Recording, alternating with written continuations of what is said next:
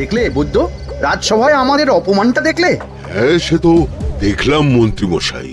আমি তো বুঝতেই পারছি না যে গোপাল মহারাজকে কি মধু খাইয়েছে যে মহারাজ গোপালকে অন্ধ।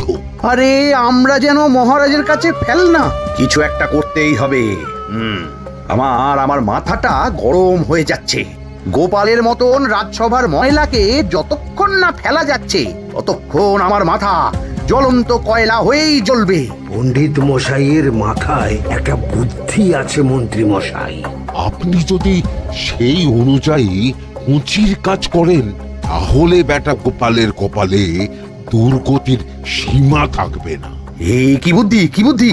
আপনি বরং এই ব্যাপারে পণ্ডিত মশাইয়ের সাথে একবার আলোচনা করে নিন। আমি চলি, কেমন? আমি চলি। হ্যাঁ হ্যাঁ, এসো এসো এসো এসো।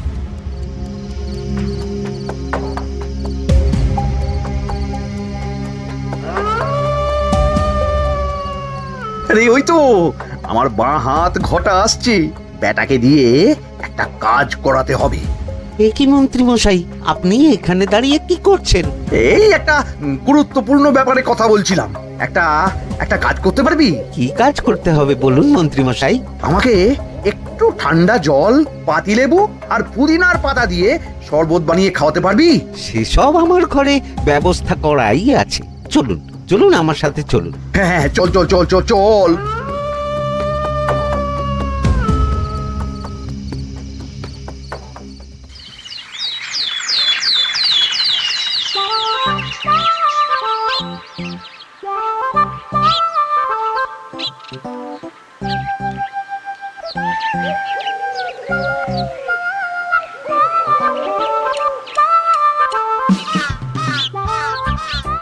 কি ব্যাপার পণ্ডিত, এত গুম মেরে আছো কেন? সকাল সকাল গিন্নি খুব বকেছেন মনে হচ্ছে। গিন্নির বাক্য সুধায় কান ভরে গেছে, আর কিছুই কানে ঢুকছে না। আরে দাঁড়াও দাঁড়াও পণ্ডিত, দাঁড়াও জ্যোতিষী।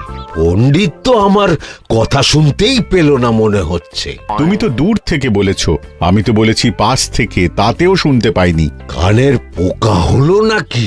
কি গো পণ্ডিত, ব্যাপার কি? কেমন বুঝছো? এ তো ভয়ানক কর্ণকোষ্ঠবদ্ধতার লক্ষণ। তুমি কচু বুঝেছো? আমার হয়েছে কর্ণগোপাল, তোমাদেরও হতো, কিন্তু তোমাদের দোকান কাটা বলে হয়নি। তুমি আমাদের অপমান করছো। তোমাদের অপমান বোধ থাকলে কোনো শব্দই কানে ঢুকতো না, শুধু একটাই শব্দ কানে বাজতো, গোপাল গোপাল গোপাল। এবারে রাজসভায় কিভাবে হেনস্থা হতে হলো মনে নেই?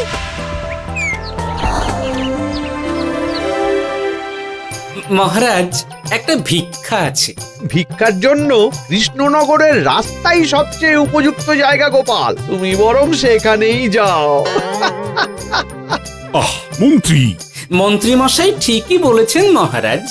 যে যার নিজের জায়গা থেকে কথা বলে। কুকুর বলে ভৌ ভৌ, বেড়াল বলে মিউ মিউ, কাক বলে কা কা। মন্ত্রীর ভিক্ষার জায়গা কৃষ্ণনগরের রাস্তা, আর গোপালের ভিক্ষার জায়গা মহারাজ কৃষ্ণচন্দ্রের দুয়ার। বলো কি ভিক্ষা? বাড়িতে পুজো আছে মহারাজ, খরচা অনেক, কিছু ঋণ আবশ্যক। যদি 100 মোহর। ঋণ তোমাকে আমি দিতে পারবো না গোপাল। পুজো উপলক্ষে তোমাকে আমি 100 মোহর দিলাম। মহারাজ, আমিও ঠিক এই কথাটাই বলতে যাচ্ছিলাম। আমরাও তাহলে বাড়িতে পুজো করব। পুজোর জন্য আমাদের অনেক খরচ, তাই যদি... অবশ্যই অবশ্যই, কত ঋণের প্রয়োজন খাজাঞ্চির কাছ থেকে নিয়ে নিও, সুদটা আমি মাফ করে দিলাম। মহারাজ, গোপালকে দান আর আমাদের ঋণ? হ্যাঁ, কারণ তোমরা নিজেরা খাবে, কিন্তু গোপাল অন্যদের খাওয়াবে। গোপালের মতো মানুষের সঙ্গে থাকাই হলো রাজধর্ম। কিন্তু তাছাড়াও তোমরা হলে 80 যাই বেতন পাই দলের লোক। গত 1 বছরে তোমার কোন মন্ত্রণা দেশের কাজে এসেছে? পণ্ডিত কোনো নতুন তত্ত্ব শুনিয়েছে? জ্যোতিষী কোনো অমোঘ ভবিষ্যৎবাণী করেছে? আর বৈদ্য 3 বছর ধরে আমার হাঁটুর ব্যথা সারাতে পারেনি। কিন্তু গোপাল, গোপালের ভাঁড়ে হাস্যরসের কখনো অভাব হয়নি। মনে আছে? আছে। কিন্তু করার তো কিছু নেই। আছে। কিছু ভেবেছো নাকি পণ্ডিত? তোমাদের মনে আছে মহারাজ মোহর দেওয়ার পর গোপাল সেদিন বলেছিল, কি গোপাল, খুশি তো? মহারাজ আপনি আমাকে এক মুঠো ধুলো দিলেও আমি খুশি। সেই ধুলো মুঠোই আমি সোনা মুঠো করে ফেলবো।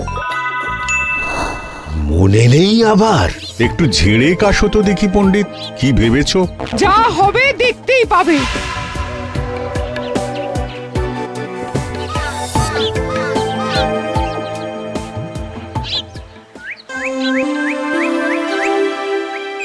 মহারাজের জয় হোক, মহারাজের জয় হোক।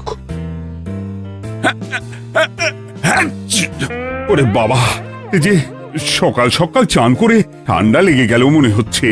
মহারাজ, ওই কবি গান উপলক্ষে গত মাসটা আমি কৃষ্ণনগরের কোণে কোণে ঘুরে বেরিয়েছি। প্রজাদের মধ্যে একটা অসন্তোষ আমি লক্ষ্য করেছি মহারাজ। অসন্তোষ? আমি তো জানতাম আমার শাসনে প্রজারা সুখে আছে। সুখে তারা ভাসছে মহারাজ, কিন্তু একটাই অসুখ, তারা মহারাজের দর্শন পায় না। তারা মহারাজের পদধূলির জন্য আকুল হয়ে আছে, মহারাজের দর্শন পাওয়ার জন্য চাতকের মতো অপেক্ষা করছে। চিত্রকরকে দিয়ে চিত্র অঙ্কন করিয়ে বিলি করে দিলেই হলো।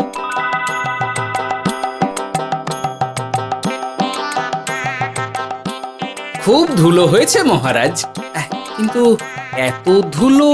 কালকের ঝড়ে ঢুকেছে। ঝাড়ুদার,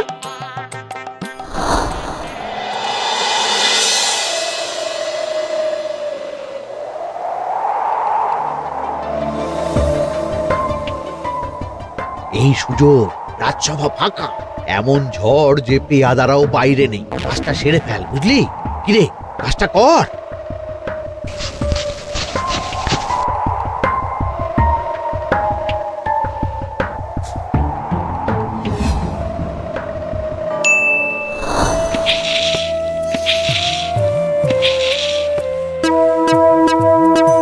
এত ধুলো!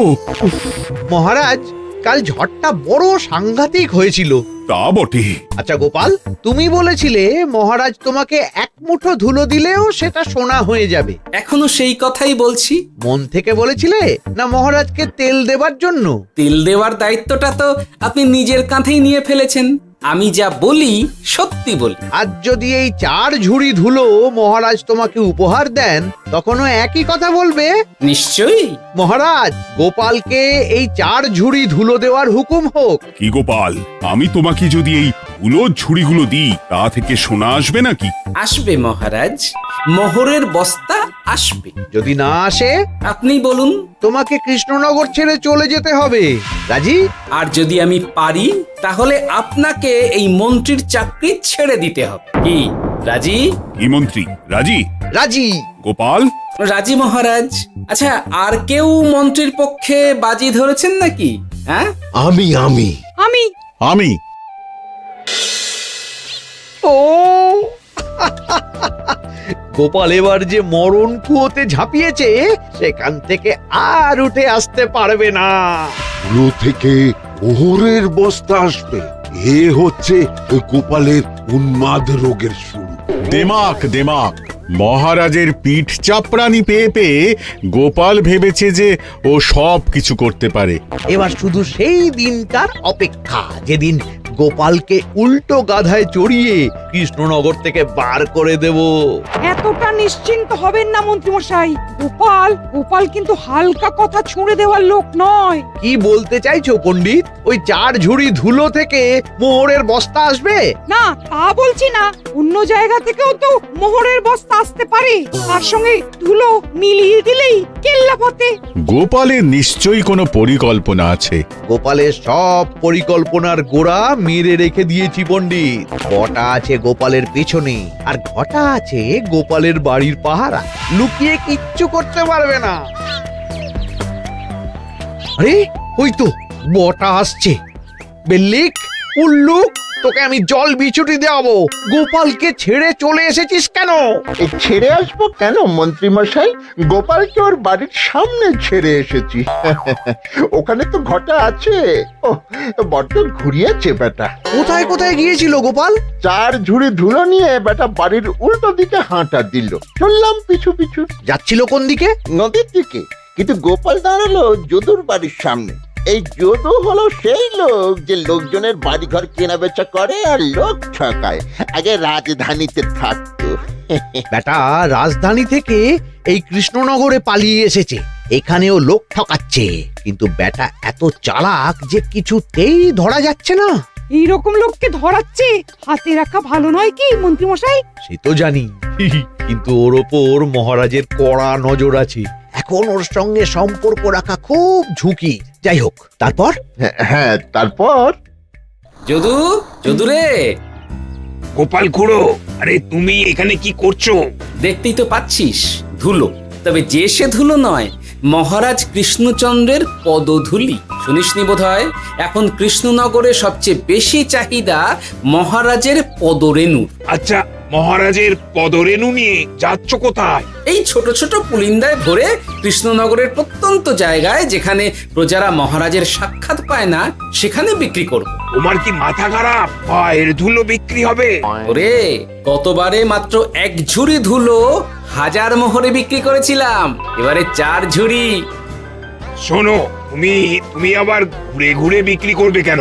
তোমাকে আমি বরং 10 মোহর দিয়ে দিচ্ছি। তুমি আমাকে এগুলো দিয়ে দাও, আর বিক্রি করে যা হবে তোমাকে এই 40 ভাগ দিয়ে দেবো। ওই 10 মোহরে বদমাস যদুকে ধুলো বেচে গোপাল বাড়ির দিকে চললো। বাড়ির সামনে অব্দি পেছনে পেছনে গিয়ে তারপরে এই আপনাদের কাছে আসছি। বলিস কি রে, ধুলো বেচে 10 মোহর? ও মন্ত্রী মশাই, গোপাল তো একেবারে নাড়ি ধরে টান মেরেছে। গেল রাজসভায় এমন সুখের চাকরিটি গেল। এবার আবার রাস্তার ধারে গিয়েই বসতে হবে। এবার নবাবের দরবারে জায়গা আছে কিনা খোঁজ করি গিয়ে। ধ্যাত্তেরি, 10 মোহর আর 1 বস্তা মোহরের মাঝখানে অনেক রাস্তা। সেই রাস্তায় আমি লোক বসিয়ে রাখবো। আরে আরে, ওই তো তোমার ঘটা আসছে। এই, তুই গোপালের ঘরের পাহারা ছেড়ে এলি কেন? গোপাল নেই নেই নেই নেই নেই নেই।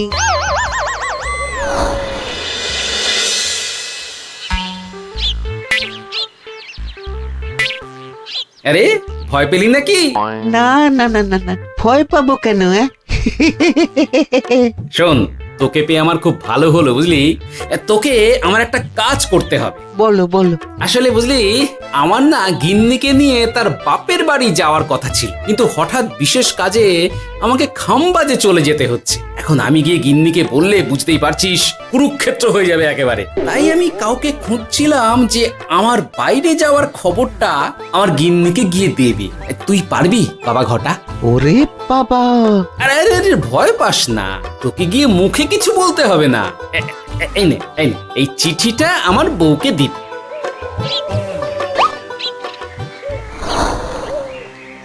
কৃষ্ণনগর ছেড়ে চুপি চুপি চলে যাচ্ছি, চালাকিটা দেখেছেন? ওসব চালাকি আমি তুড়ি মেরে উড়িয়ে দেব। কি করবেন? চারিদিকে আমি অশ্বারোহী গুপ্তচর পাঠাচ্ছি। গোপালকে কোনো চালাকি করতে দেব না।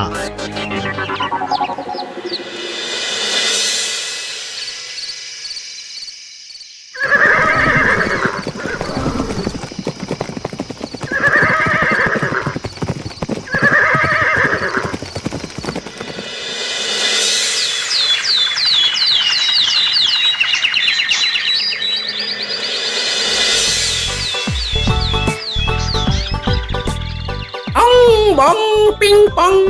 হ্যাঁ, ওরে বাপ যে, এ আবার কি বলে? মানে বুঝিতে পারিলে না? অং বং পিং পং অর্থাৎ আইসো আমার নিকট বিদেশি জাদু শরবত আছে। ইহাতে তৃষ্ণা নিবারিত হয়, শক্তি বৃদ্ধি হয়, ঘুম ভালো হয়, সম্পর্কের উন্নতি হয়, জামা কাপড় ফর্সা হয়, তু শব্দ না করে সকাল সকাল কষ্ট পরিষ্কার হয়। মূল্য মাত্র 1 মোহর। বোঝো, ওইটুকু অং বঙ্গের মধ্যে এত কিছু? ঠিক আছে, তা দাও দেখি। আপাতত টেস্টটা তো মিটু, বাকিগুলো পরে বোঝা যাবে।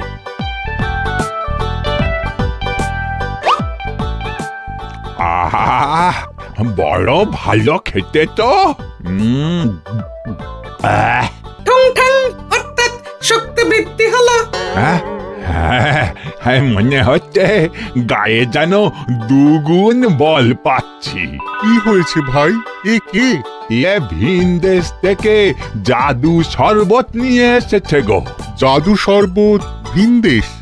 একেবারে, হ্যাঁ একেবারে বহু ভুজা শরবত। খেলে তেষ্টা যাবে, গায়ে জোর হবে, ঘুম হবে, সম্পর্ক ভালো হবে, জামা কাপড় ফর্সা হবে, সকালে হ্রাস করে পেটও পরিষ্কার হবে। সে কি? দাও গো ভাই, আমাকেও দাও। গুড় জল, সঙ্গে একটু ভাজা মশলা, আমচুর আর বিট নুন, শুদ্ধ দেশি জিনিস।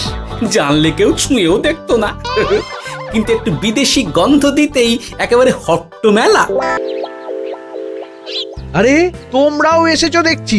সং সং শঙ্কা, লং লং লঙ্কা। মানে অর্থাৎ এই শরবত খেলে আর শঙ্কা নাই, বুদ্ধি লঙ্কার মতন ঝাল হয়ে যাবে। তারপর ডং ডং ডঙ্কা, টং টং টঙ্কা, ফাইন ফাইন, অর্থাৎ টাকা আসবে আমার কাছে।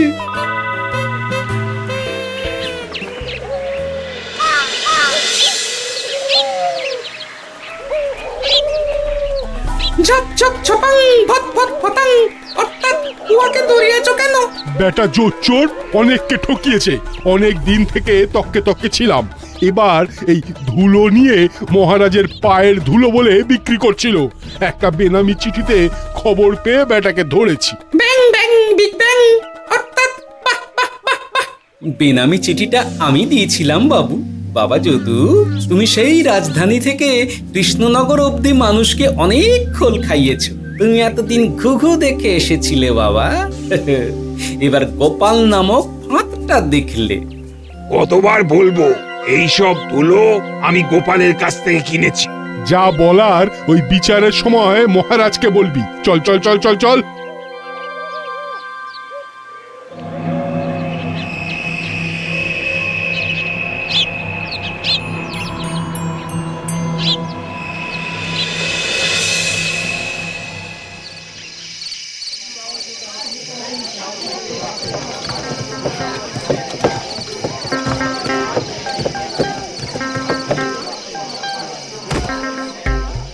ঝন্টু মন্টু ননাংফু। নাও ঠেলা। সাহেব বলে কি ফু দিয়ে দিতে হবে? কি বলছো সাহেব? বুঝতে পারছি না, কোথায় ফু দেব? ঝন্টু মন্টু ননাংফু, অর্থাৎ লবণ আছে? আছে আছে সাহেব আছে। কত লাগবে? ভান্ড ভরি আন্ডাকারি, অর্থাৎ যা আছে সব।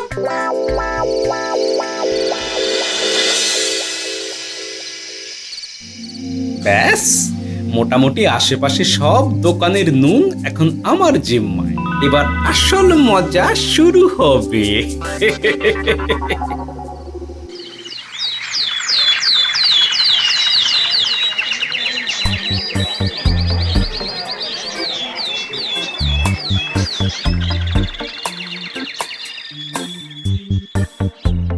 নুন আছে? না হুজুর, গোটা কৃষ্ণনগরেই নুন নেই। ওই দেখো, পুরো রাজসভাই বাজারে জড়ো হয়েছে। শান্তামনা, শান্টু মন্টু। এ আবার কি বলছে রে বাবা? শান্তামনা, শান্টু মন্টু, অর্থাৎ জনগণ শ্রবণ করুন। নান্টু কান্টু, নুন কি নেবেন? আন্টু আন্টু, আসুন আসুন। আমার আমার এক সের নুন লাগবে। শান্টু, অবশ্যই 100 লবণ 10 মোহর। 1 10 মোহর? 10 মোহর লইবেন না লইবেন না? না, নেব না। উত্তম উত্তম, গান্ডা পিণ্ডে ঢিসুম ঢিসুম, অর্থাৎ তাহা হইলে নুনের বদলে গৃহিণীর প্রহার ভক্ষণ করুন। আমাকে 1 সের নুন দিন। আমাকেও আমাকেও। নুন ছাড়া বাড়ি ফিরলে গিন্নি ঘর ছাড়া করবে আমাকে। শুনলাম কৃষ্ণনগর থেকে নুন উধাও। আছে মহারাজ, আছে। কৃষ্ণনগরের সব লবণ আমার নিকটে আছে। 110 মোহর। এত দাম? দাম তো হবেই মহারাজ। লবণ ছাড়া রান্না কেমন হবে ভাবিয়া দেখুন। ঠিকই বলেছ। রাজপাকশালেও তো রান্না বসেনি। 100 সেরের মতন রাজপ্রাসাদে পাঠিয়ে দাও। 1000 মোহর দিয়ে দাও।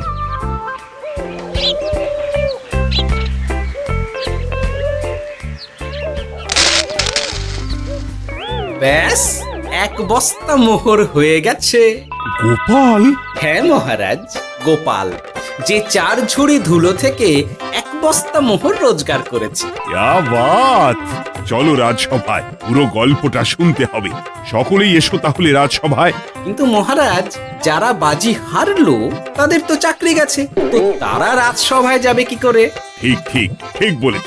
আর যারা বাজি হারলো তারা বাদ, বাকিরা চলো। এই সেরেছে, গোপাল তো আবার বাজি মেরে দিল। ও মহারাজ, আমাদের দেখুন। ও মহারাজ, আমাদের দেখুন। ও মহারাজ।